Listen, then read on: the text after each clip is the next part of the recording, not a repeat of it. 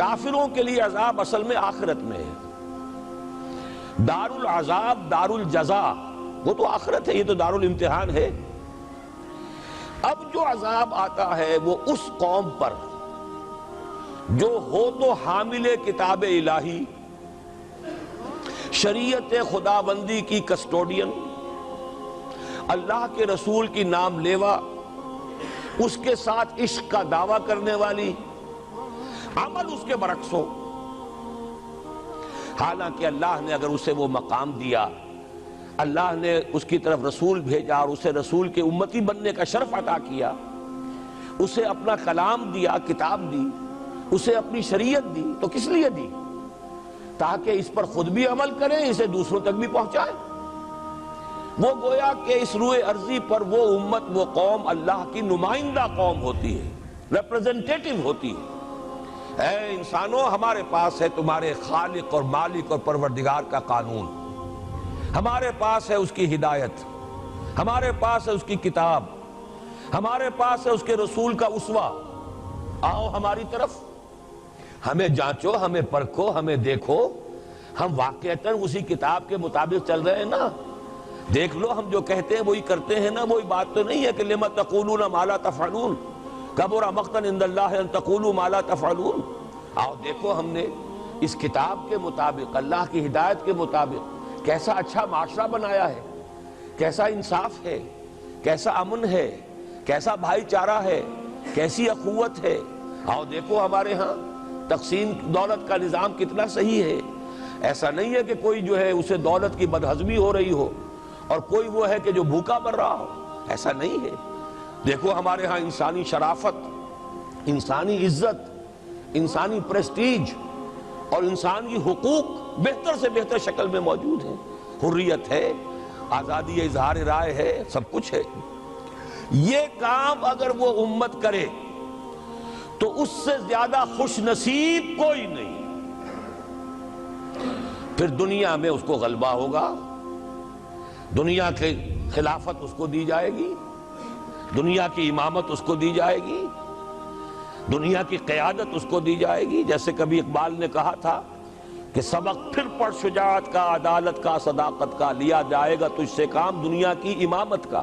لیکن پھر وہی سبق پڑھنا پڑے گا جو صحابہ کرام نے پڑھا تھا۔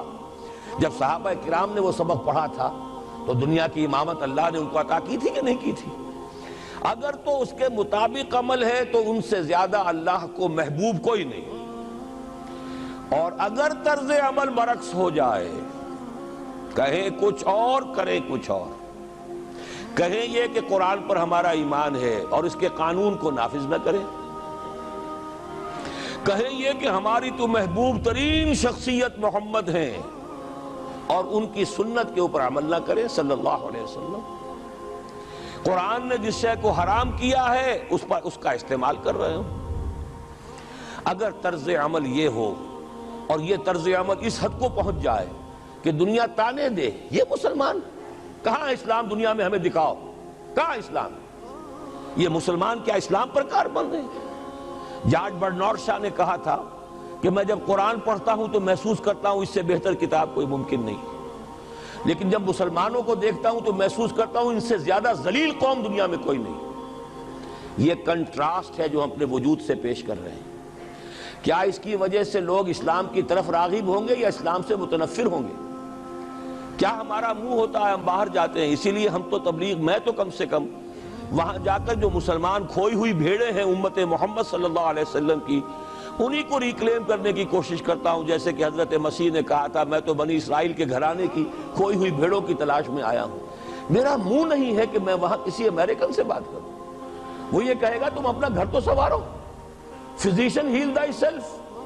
تم ایک چھوٹا سا ملک نہیں چلا سکتے، تم نے اس کا بیڑا غرق کر کے رکھ دیا ہے، تم نے اسے کورٹ آف وارڈ بنوا دیا ہے آئی ایم ایف کا۔